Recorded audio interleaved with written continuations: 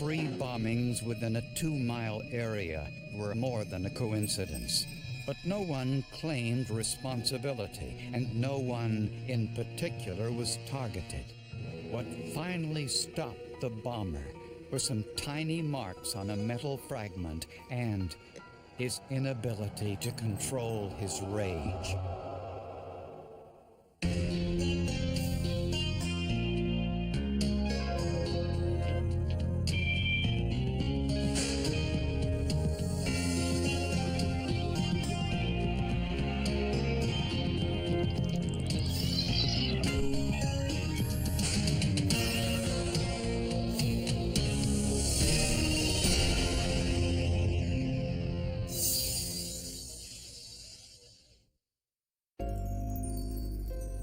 The biggest employer in Grand Junction, Colorado, isn't the ski industry or the wineries that have sprouted up over the last dozen or so years.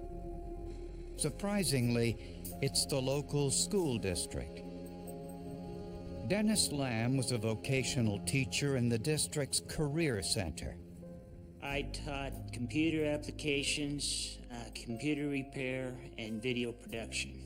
It's mainly for students who did not fit in the mainstream of the academics for whatever reason. On a February evening in 1991, Dennis and his co-workers attended a vocational awards banquet in the convention center in downtown Grand Junction. Afterwards, as they walked to their cars in an underground parking lot, there was a deafening explosion.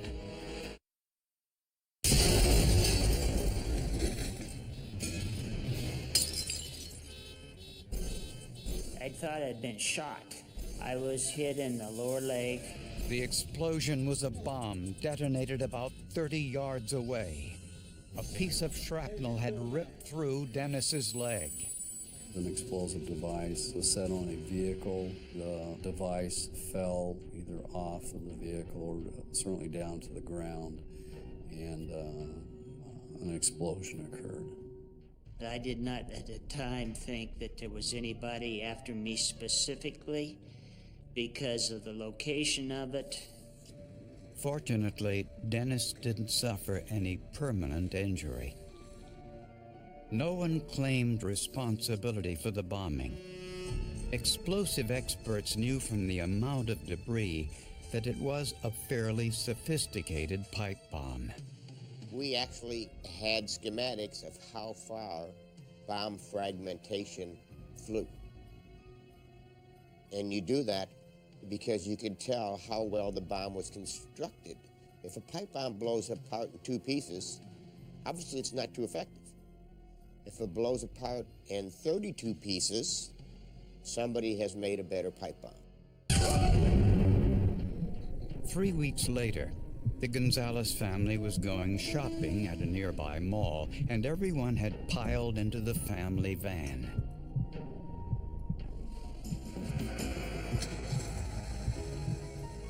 Just as the van started moving, there was an explosion.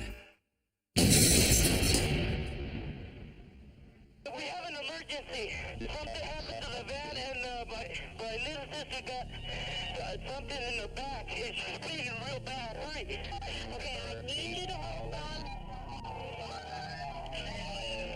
Rescue squad's already on the way. But it was too late. By the time the ambulance got there, 12-year-old Maria Gonzalez was dead. The explosion sent a piece of shrapnel directly through the seat back and into Maria's heart. Grand Junction, Colorado did not have a lot of homicides, and to have something that tragic happen to a little girl was just very, very startling and shocking to the entire community. No one else in the vehicle was seriously injured. Investigators discovered that the bomb had been placed in the rear wheel well of the Gonzalez van. This bombing was only about 2 miles away from the first bomb site.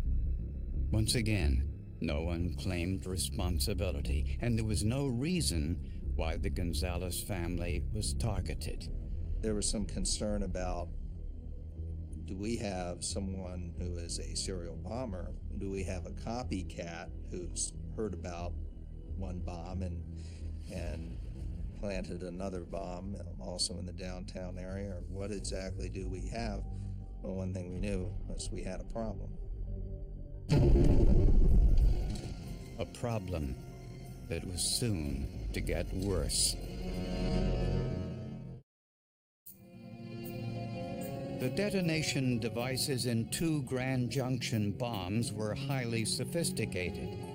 Each used a 9-volt battery that was placed on a vehicle and then went off when the vehicle moved.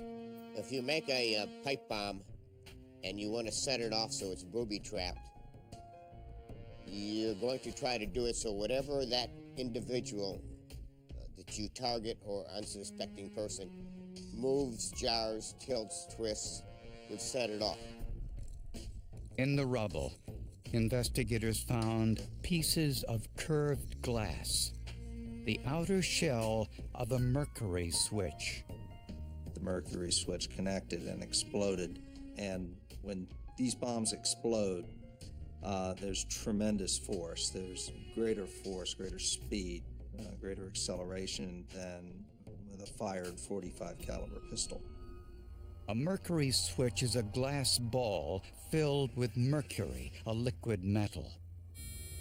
It's a hair trigger device, and it looked like the bomber would have hand-carried it from his home to the target vehicle.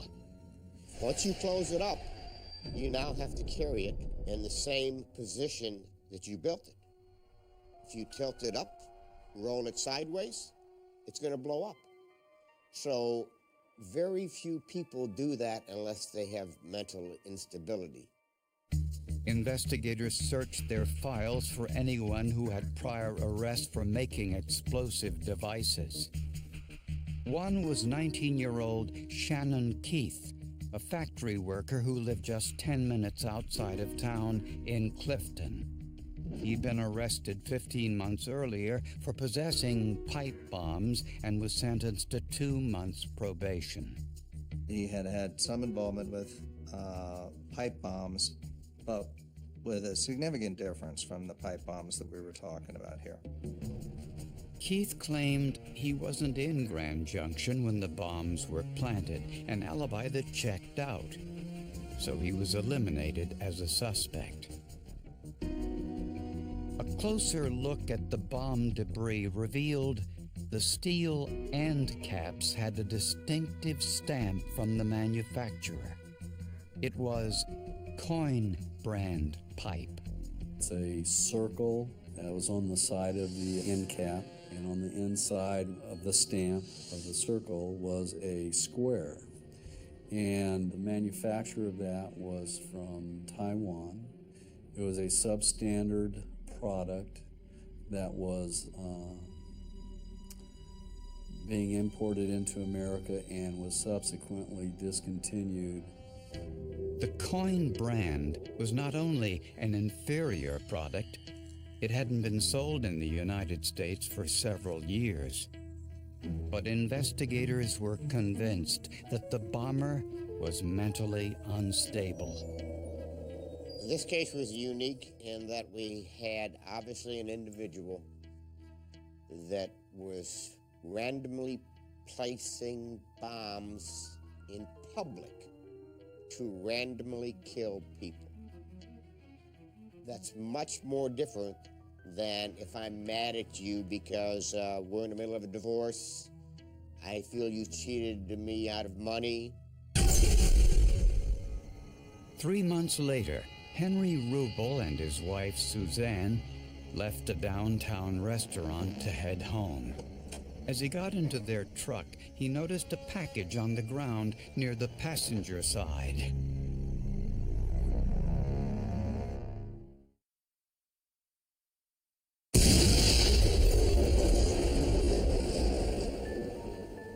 Mr. Rubel was killed instantly. Everybody was scared. Henry was very well liked. It took such a positive man away from everybody, and you're just scared. I mean, you felt like you couldn't go anywhere. I mean, where's it going to pop up next? Henry's body shielded his wife from the blast. She walked away unharmed. An explosion of that nature, there's a lot of shrapnel that is flying through the air, and it was through the grace of God that she wasn't killed. This was the most powerful of the 3 bombs. Shrapnel went completely through the truck, and some of it was found 2 blocks away. In the debris, analysts found a bomb fragment with the Coin brand stamp, along with shards of curved glass from a mercury switch. This was no copycat. The same bomber was at work, and he was building bigger, more powerful bombs. We can all understand frustration, and we can all understand rage.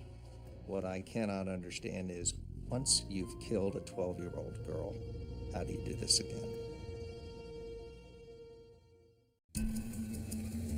Grand Junction had been rocked by 3 bombs within a 3-month period.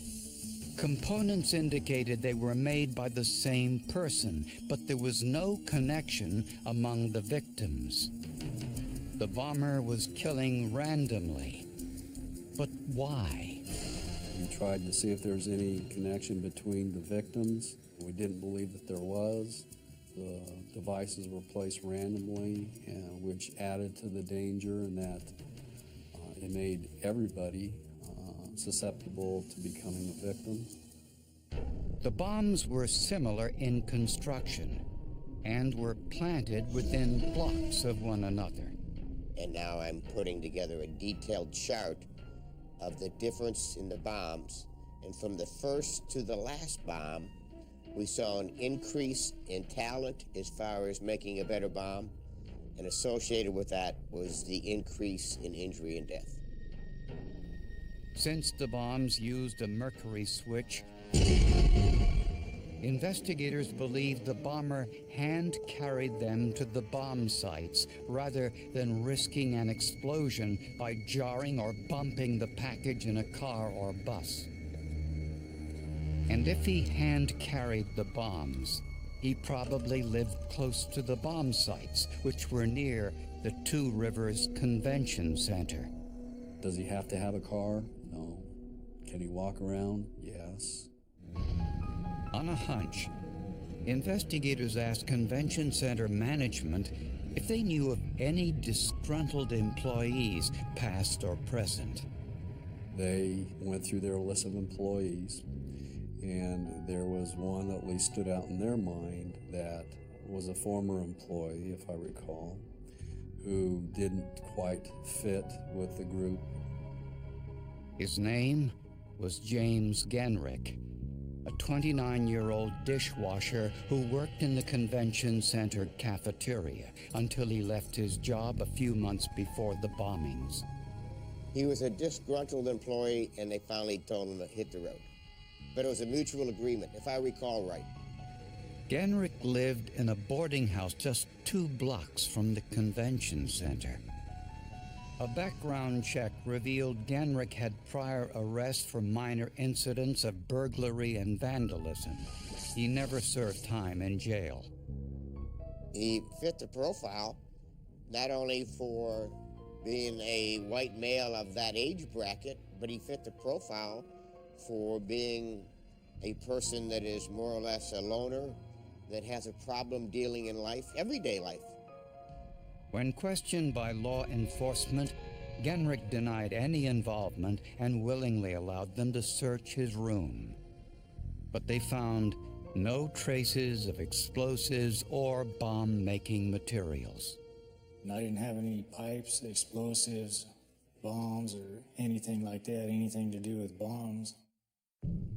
In Genrick's room, investigators found a handwritten note on the back of an envelope. It was addressed, "To whom it may concern." Valentine's Day is coming, and I still don't have a sweetheart. All I wanted was a girlfriend, but these girls won't talk to me. If you won't help me find a girlfriend, then I'll have to kill some poor innocent stranger tonight. Yeah, that's what I wrote when I was drunk and pissed off and in a bad mood and stuff. These bitches still won't even talk to me. If I can't be happy, I might as well kill one. I was going to a therapist for a while. They said that I should write things down and then just throw them away. And obviously I didn't throw this one away.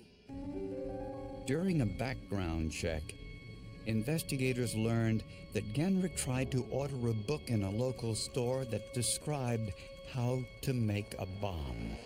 He was confronted with, what do you need that type of book for that shows how to make bombs or what have you? He tells her that, oh no, there's other uses for that book. Nice try. The clerk in the local bookshop refused to order it. He throws a tantrum. So we have an adult who throws a tantrum over a woman who won't let him order the book he wants. But this still wasn't proof of murder.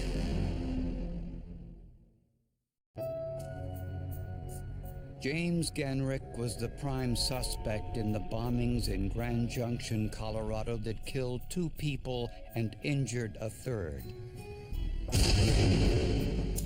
Without enough evidence to arrest him, investigators put Genrich under surveillance, and they didn't care if he knew it. It was probably about 3 or 4 months. It was very stressful.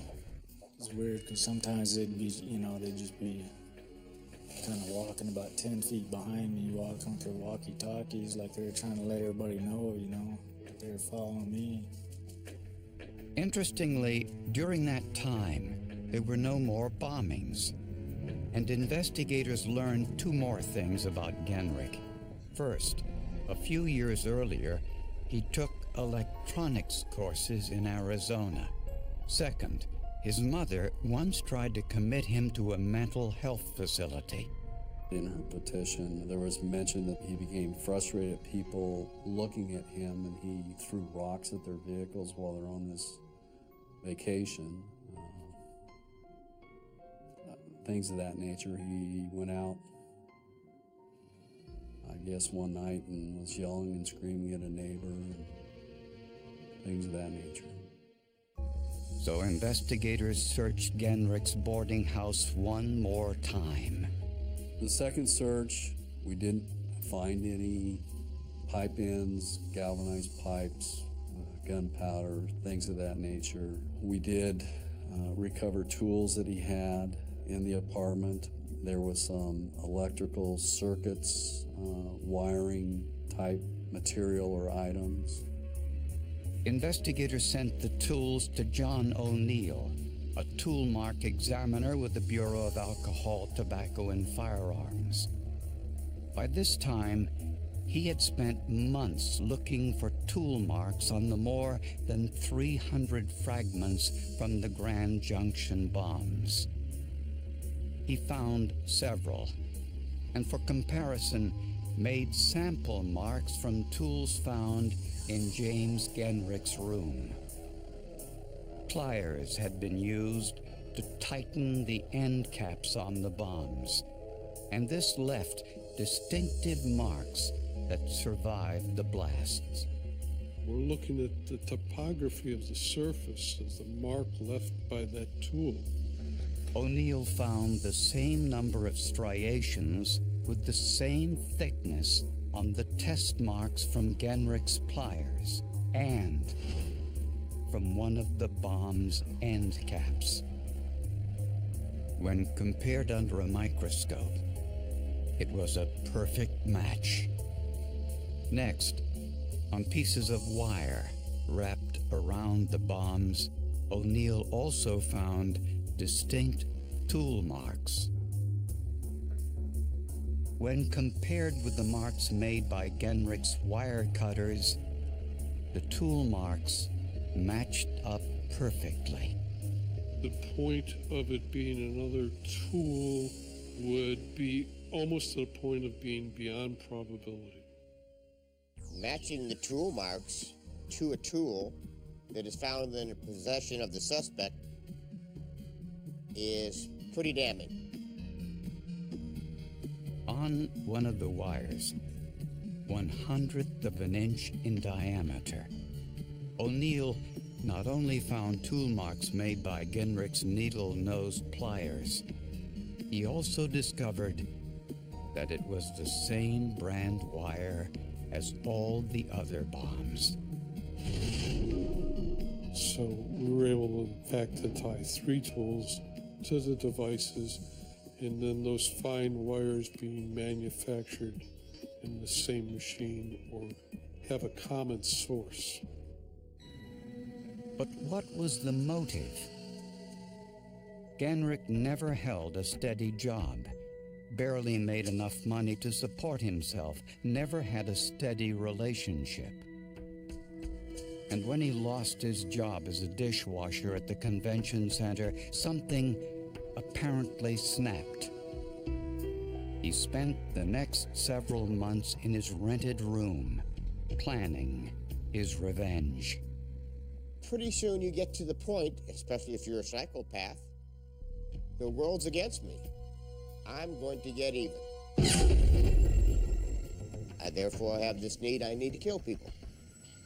I didn't get a girlfriend. I need to go out and kill.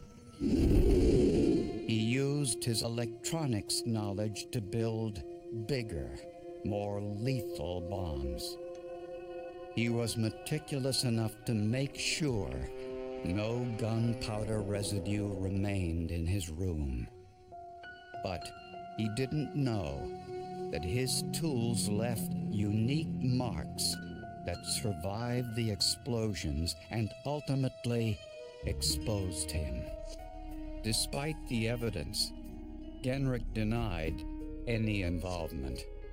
I was kind of a loner, and I was always in a pissed off mood, and he said that I think they just wanted to pin this crime on somebody, and they figured they could get it, pin it on me. Emotion. We call human emotion. He doesn't have it, does he? He's like, I'm disconnected. But the first thing he lets you know is, I'm normal because everybody else is up, and that's why I have a problem. But he tells you that.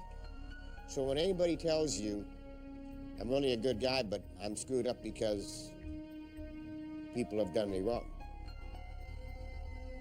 Hello. In May of 1993, James Genrich was convicted of 2 counts of first-degree murder and a dozen bomb-related charges. He was sentenced to life in prison without parole. Well, I got a lawyer still working on my appeal, so I think that's my best hope right now. But hopefully somebody will see this and come forward and say that, I know the guy that did it or something like that, but you never know. Love to smack him. I mean, I still feel a lot of anger because he cheated me out of something that, I felt I had a right to. Henry's my father, and I don't have that right anymore. He took something away. Investigators say there's no doubt James Genrich would have continued to kill if he hadn't been caught.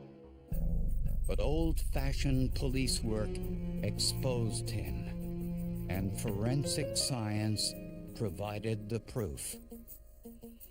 You had a lot of circumstances that sort of pointed towards him, but you don't put somebody in prison for the rest of his life based on circumstances. You put him there based on proof. And in that regard, I think that it was John O'Neill's testimony and Jerry Taylor's testimony that did that.